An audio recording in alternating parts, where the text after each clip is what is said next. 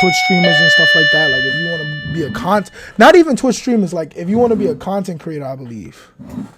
Like the stuff nobody tells you. And I'm gonna tell you if I go through it too, how I feel about it, if like he's accurate or whatever the case may be when he's saying all this. Let's see. I feel like nowadays a lot of the things that you see on the internet is just romanticizations, glorification. But I don't want to skip because of the good case studies. Y'all didn't see, so. Right. And rightfully so, I guess. You know. Just look, this nigga's doing the exact same thing I'm doing. The only difference is the nigga's richer than me. Wait, what?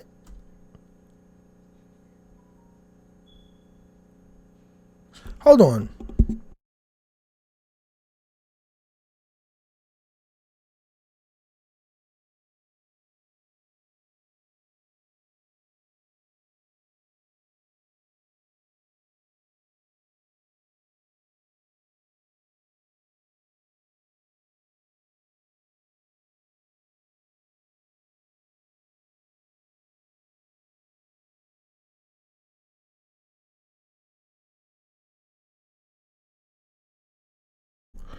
Oh, I can't do sound effects. The Kai Cenats. You only see the Agent Zeros. You only see the Aiden Rosses, the iShow Speeds, the Plaqueboy Maxes. But what about the streamer that's been grinding for 2-3 years now? That nigga talking about me. All I'm gonna say is this part that I'm like, yo, I ain't gonna lie, he's spitting right here because that nigga is definitely talking about me. What about the streamer who's been grinding 2 or 3 years? Yup, that's me right here. I'm right here, buddy. You ain't gotta look that hard. Has been doing a lot of the best practices of the game. You know what I'm saying? Repurposing, you know, clipping up their streams, you know, doing the groundwork, and it's just it just hasn't worked for them. You know what I'm saying? We always look at the successful artists. We look at, you know, the Drakes, the Kendrick Lamars. Okay. And we get this in other fields, right? We get that there is this thing as the failing artist, you know, the broke artist, the people who go to LA chasing their dreams, and you know, some people end up being Brad Pitt, other people. And you see, I ain't gonna lie, that's just the thing with like social media and stuff. Like the thing is, they're really gonna show you the content creators that's like big and like sell you the dream, like, yo, this could be you. But I'm not gonna lie, content creation is, I would say, as from my standpoint, why is this so wiggly? From my standpoint, from right now, I would say content creation be hard to get your foot in the door. Now that's my point of view. To get your foot in the door for content creation is hard. I feel like that's the hardest part, to get you some form of a name. Like from 10 viewers to at least, like in my opinion, if you got 100 viewers on like a stream, for streaming wise, if you got 100 viewers, you're solid. If you're averaging like 100 viewers on stream, you're good. Even 50, I feel like is really good. Like that means you're kind of getting a name. 100 viewers is a lot of people in real time watching you. That's a lot of people. Like for YouTube, if you're getting like 3,000 views on a video, 5,000 views, 3,000, you're good. I feel like that's consistent view rating. I feel like you're good. I feel like you're making a name for yourself at that point. Every video, 3,000, 5,000, you're good. I feel like that. But most average people who don't really get that much, and I know I'm yapping a little bit, but most average, like the low tier streamers like me, we get like probably 3 viewers, 10 viewers at most. And people don't talk about, all right, well, this is the ugly side of the content creation. When you start off like this, you'll be here for like 6-5 years until like you deadass blow up or something, bro, or something go major, you know, in your career. But let's continue. End up failing and being homeless on the street. But we don't talk about that when it comes to content creation. We don't talk about that. So in terms of the cons when it comes to this game, I think the first thing is I think people definitely underestimate how hard and how much self-discipline you need to continuously make content without getting any views on it. That's a fact right there. I ain't gonna cap. And that's something I go through even right now, bro. That drink be hurting my soul. It's like when you put mad effort into a video and you get 5 views, nigga, and it took you dumb long to do that video, dumb long to edit that video, and on top of that, when you do it consistently, like you posting consistently, trying to consistently post bangers and stuff, yo, you get 5 views, yo, that drink hurt your soul, bro. I'm going through that now. It hurts. I ain't gonna lie, it hurts, but I just try my hardest never to give up. But it definitely hurts. It really shows that grit, grind, and dedication. I'm not gonna lie. Like, bro, that shit just makes you not want to do it no more. I'm not gonna lie, but you gotta overcome that. You gotta face that shit. And I ain't make it yet, so I'm still going through it. We gonna see if I overcome it. I will say this is a part of the game that gets easier once you get a footing. But those first 2 to 3 years, when you're doing a lot of work, not paid, Yup. and when you upload it, you're only like 20 views is a good video. Those are when you get really tested on if you really Yup. Want to start a podcast but not sure how? Riverside has got you covered. First, go to Riverside. want to do this for real. For real. And now with TikTok, the bar is a little bit higher. You know, there's TikTokers out there that have been posting for years, but their videos are capping off at like 1,000 or 2,000 views. That's my problem with TikTok. My videos, like, if somebody could show me, like, yo, bro, what tags niggas be using to get all these views, like, nigga, please show me. Because when I do TikTok, my drink be capped at, like, bro, 500, probably 200, 1,000. Yo, 1,000 is like a real good day, bro. 1,000 is a real good day. On Instagram, I only had one video to hit 10K. And I was literally coming from a reaction video. Like, and it's crazy. Only one video hit 10K on Instagram. So, yeah, when you see those, that ain't, like, for something like TikTok, to me, 500 is not good. 500 views is not good. Like, to me, on TikTok, when you're averaging at least 2,000, I'm not even averaging 500. One video might do 500, something might be lower. But when you're averaging, like, 2,000, 3,000 and stuff like that on TikTok, I feel like that's when you're kind of elevating, because TikTok is a quick short form content, so it's rapid. People see it quicker than like YouTube videos or you know, a stream, which people might have to scroll to find your stream depending on how big you are. Not really moving the needle, but those times are really challenging, and people, you know, the people who talk hot shit and then try to get into content creation, what typically happens is they have this mind, they have this vision in their head of, yo, I'm about to start creating content, you know, and a year from now, I'm about to go crazy. A year from now, you may have 500 subs, and that's it. You may not have 100,000 views. You may have better videos and all that shit, but that doesn't necessarily mean that you're going to get all the money and the success that you wish. And see, that's the thing. Like, that's what somebody has to explain to me when it comes to, like, YouTube and, like, Twitch and, like, stuff like that. Because I swear I be feeling like my videos dead be entertaining. And I know y'all be entertained. Like, for the little people I do got and who come across my videos, they be entertained. Like, I be getting follows and stuff. But that's why I always call myself the known nigga who was never known, because I feel like if I was known, nigga, I would be known, bro. I would be hot on the market. Niggas gonna be like, yo, you saw that new Superior video? At least this is how it's playing in my head. I could be totally wrong. My shit could be ass for all I know. I don't know. And quite frankly, I don't care. But yeah, I be feeling like I be entertaining and stuff, but I just don't get views to kind of promote or show myself, or people don't give me the time or day because my name is not Casanat or Your Rage, even though that's not fair to say, because it's like, nigga, nah, maybe you just trash. You gotta re-up on your product, make your product better, you know, get them sniffing that coke and stuff like that. But I just be like, bro, like, come on, bro, give me a chance. That you were gonna get into space. That's just not how the game works. He's right. That's just not how the game works. And people really do underestimate that when it comes to being a creator.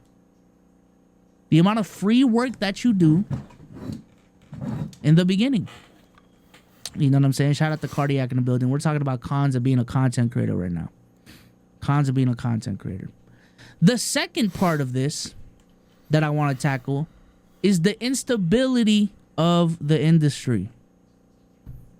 The volatility of your income. Okay, People don't what does talk that mean? about that, bro.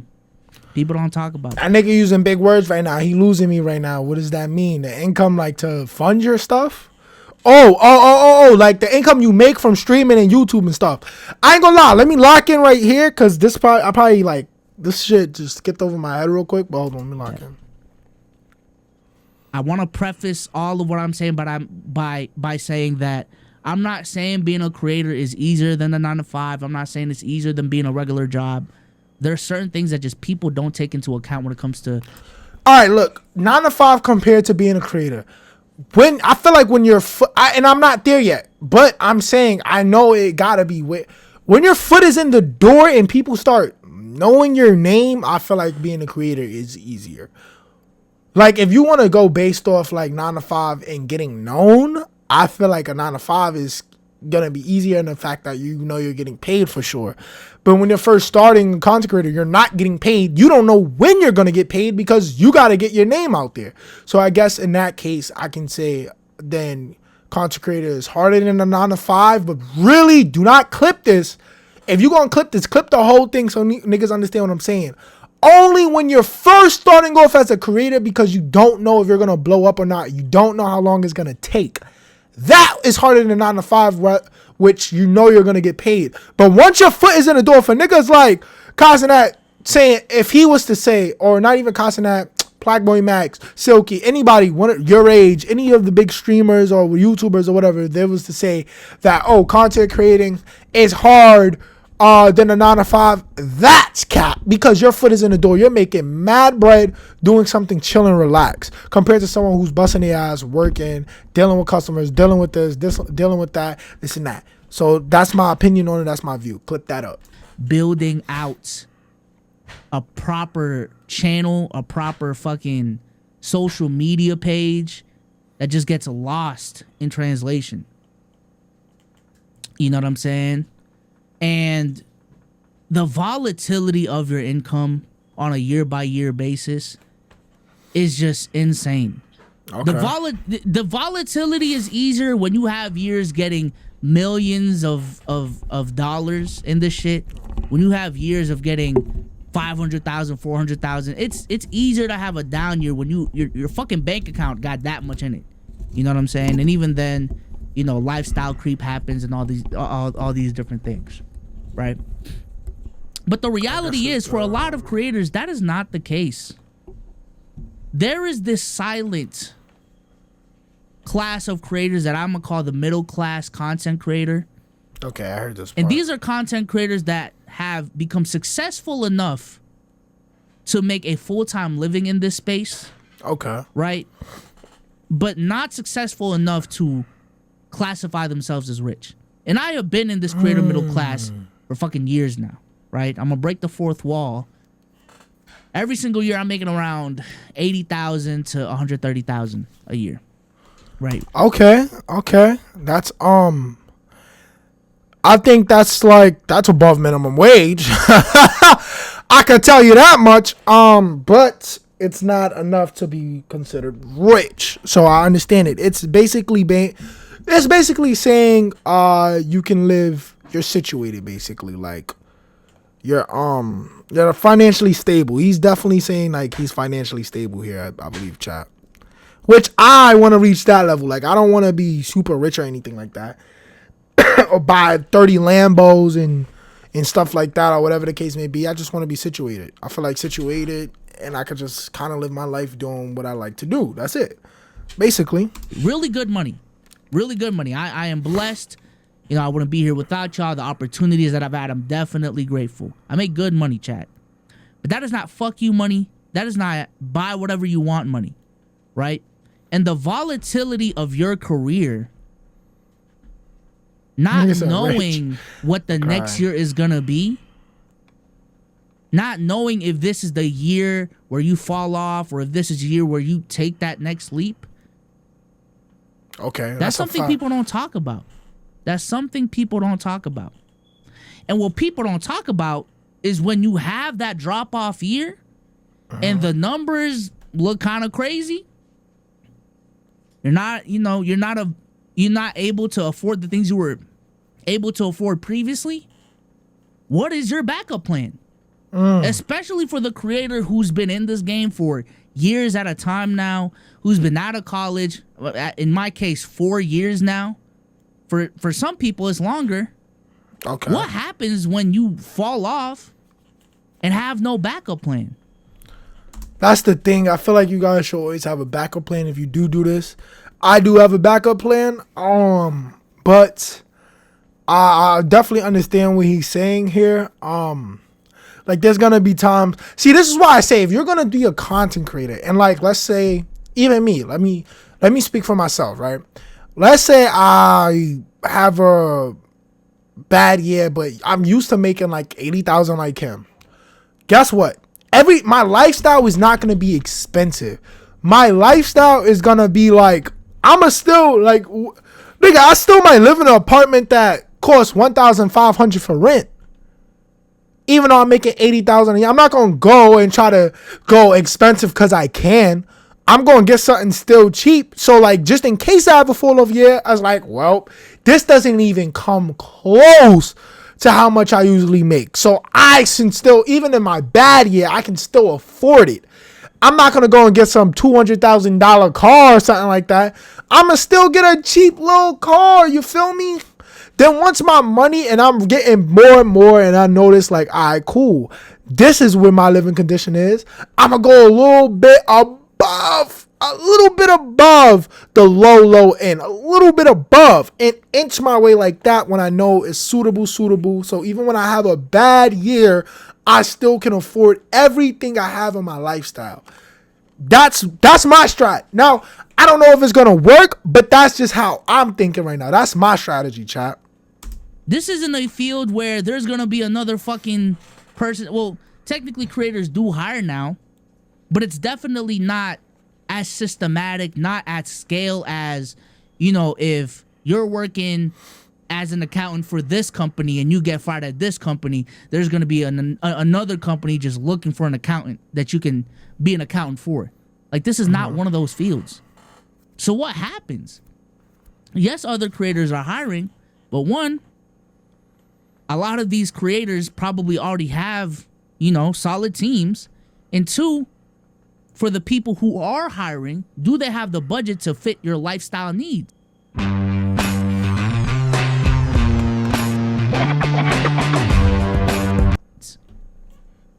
That's a big question. People don't talk about these things, y'all. People don't. People don't. That's a fact. I would say another thing as well is very poor, very poor money management. Is that what he's about to say? Work-life balance. That's the word I'm looking for. Work-life balance. Okay, what's that mean? Very poor work-life balance. And also good work-life balance at the same token. It's a give and take. It's a pros and cons. All of this is pros and cons, y'all. So one of the biggest pros of being a content creator, chat, is being able to set your own schedule, work your own hours. That's a fact. And, be your own boss. That's a fact. And that is the case. That's the main point I'm trying to get to. Be my own boss. I'm tired of working for people like John and Dave who don't give two shits, and I'm not gonna get any better or whatever the case may be. I'm still working for the system. I need to make my own bread, be my own boss, have my own schedule, still take trips, vacations. I don't gotta be like, now I gotta tell my boss I gotta, take off these days and just to get a vacation or work a certain amount of hours just to get vacation hours off with paid leave time and stuff like that. I'm not trying to do all that, bro. Okay, I'm not about to lie. My situation is a little bit different, but if I was doing content creation full time, I could wake up at 1 p.m. tomorrow, and tomorrow could be a day where I only work 2 hours. Next day I can only work 4. Next day I can work 10. You know, I can stop and start whenever I want to. Yep. But when it comes to being a person who makes social media their thing, Okay. a lot of your favorite content creators have poor work-life balances because, one, when social media becomes your career, it becomes hard to separate when you're working and when you're not.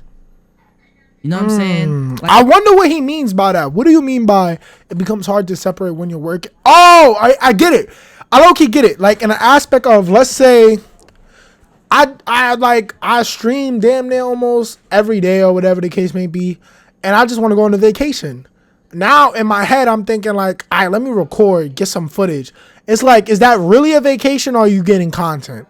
So I kind of get that. Like, I kind of get what he means by that. Like, I'm on Twitter a think. lot throughout the day.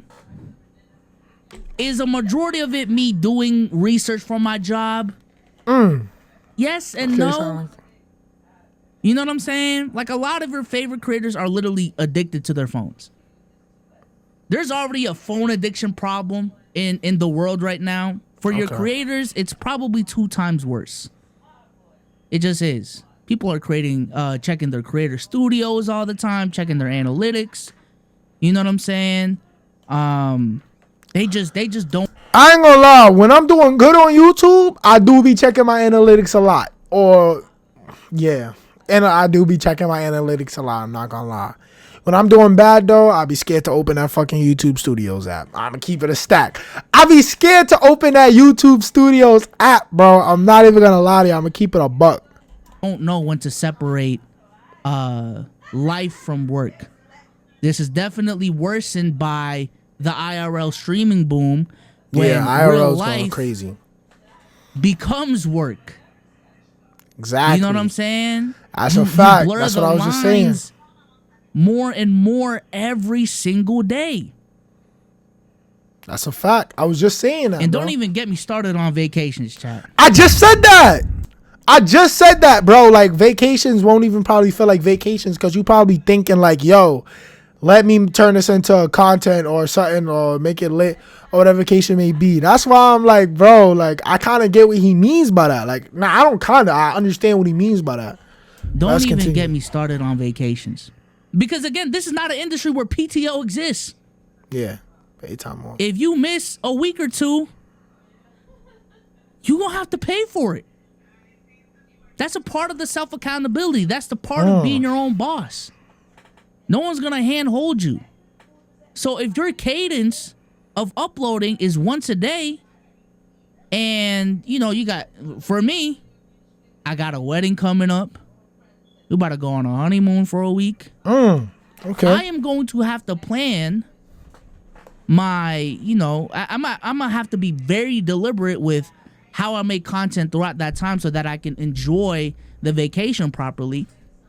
But what a lot of content creators do is that they just straight up work on vacations because they can't afford to miss a day. It really get like Or that? there's- I'm not gonna lie. If I'm taking a vacation, like, let's say I'm popping, I'm gonna just let y'all know, like, yo, bro, I ain't gonna lie, I'm taking a vacation. I'll be back. Like, you feel me? Whatever comes with it gonna have to come with it. I'll probably work hard that month or whatever, to plan for it. But I'm not working on my vacations where it's just time for me to chill and vibe out. Y'all might get an Instagram live and stuff like that. Something little TikTok live. That's not really like if I'm popping on there too and I'm making money, y'all could get something like that. Just me chilling at a club or lounge or whatever the case may be. But nothing crazy. That's just like regular life stuff. You feel me? So used to the uploading cadence that they do that they just refuse to actually take vacations. There's That's been true. so many vacations that I've gone on, chat, where I'm fucking working and it annoys the shit out of me. It annoys the shit out of me. It really does. It really does. Because yes, you can work anywhere. Yes, you can, work whenever you want to. But it's also a case of like impracticality. See, this is why you kind of got to get you a little business on the side or something. Like, let your money make your money. Just run your business. Like, I feel like once I get to my content creation spot I want to be at, I'm going to start like a little business too. So that way, when I don't want to like do content creation, bro, I got something else that I could just I don't feel like working this week. Let this do this for me and just make my bread for my rent and stuff, and I can still do my vacations and stuff, and just chillax, bro. No matter. I know that seems like, well, if everything works out, yeah, it'll go that way. But like realistically, if I get to that point, I'm letting y'all know, like that's what I'll do, like to help me, benefit me, You got and my deadlines family. to meet. You know what I'm saying? Especially if you got a team, like if you're paying for a production team, their revenue depends on your revenue. And 2 weeks off of YouTube, 2 weeks off of creating, that's a lot of time to just miss and do nothing with. You know what I'm saying? So wait, I keep hearing about a YouTube team. How do you get a YouTube team? If anybody knows who's watching this, how do you get a YouTube team, bro? you know, vacations definitely get tougher. It's hard to just literally detach from the world and relax. Okay. You know what I'm saying? It's damn near impossible. Especially when, again, you're just going on Twitter, you're just going on Instagram, and checking your job is like unavoidable. You know? Also, some minor things. Taxes are mad annoying as a content creator. Oh, hold on. He just said taxes are annoying us. He needs to explain how taxes work before I get into this. How does taxes work for a content creator? Please explain this, because, I'm not there yet, but when I do get there, I would like to have some little steps ahead so I know what I'm expecting. Let's just listen. As a self-employed person. Okay. For those who don't know, a lot of the income that you get as a content creator is 1099 income. Okay. So what that means is you get the full check amount, but you're responsible for paying taxes on it by the end of the year. Right. This is when you're self-employed. Okay. So basically you have to make sure you put some money up every time you get that check to pay your taxes at the end of the year. Basically, when you're self-employed, they don't just take it out. You got to put it up. Because you get everything. You get all the bread, but you got to pay that shit back. So, for people who have regular W-9 jobs, they take taxes out for you. Yeah. So that what you get in your fucking bank account, that's money that you can actually spend. But for content creators, if you make over $600 a year, which a lot of your favorite content creators do, they have to pay taxes on all of their income, right? Damn, so if I receive $70,000 this year in profit, I have to pay taxes on that. And typically, it's 28%. You can lower it by using some other tactics. But that's typically the rate, 25 to 20%. Okay, damn. So now you got to get an accountant. Well, technically you don't need an accountant, but I would advise getting an accountant to do everything professionally and all these different things. And that's just being a business owner in general. But nevertheless. Okay. And also, I'm going to say this right now, bro. It's easy to say that, you can just ignore online haters. But I don't think a lot of y'all really grasp. No, I ain't gonna lie. As far as this part, online haters, I don't really care about them niggas. I ain't gonna lie. Niggas could hate on me. Yo, your drinks suck. I just be looking at you like, nigga, I don't care. Whatever the case may be. So as far as that goes, yo, you chop, you fry. When niggas say stuff like that, I personally wouldn't care. Me personally. I mean, maybe because of where I come from, niggas just be violating, cutting niggas' ass. Probably when a real serious situation happened and them niggas getting on your case, I could definitely see, like, me getting like, all right, bro, these niggas is really trolling. But like on some regular shit, like I ain't do nothing and niggas just cutting my ass. I think I'm pretty good with that. I've gone through that my whole life. Niggas just straight bodying a nigga. Bodying. Yo, you see, bro? You see? This is what I be talking about. It's always this nigga. But yeah, as far as that video, we gonna stop that right there. There's not much that he was saying, bro. We're gonna end that right there. Yeah. But yeah, I would definitely say like, yeah, what he was saying was 100% true. 100% true, bro. Oh man, my leg is sore, bro. Ooh, my drink is done. And I'm struggling, bro. Watch me struggle to open his water bottle. Like, I kid you not. I'ma struggle to open his water bottle, bro. I be in my zone. Why the fuck you think I walk with Chrome? Stop calling my phone. I don't wanna know what you been on. When you hear this song, you gon' really know I led you on. Call it what you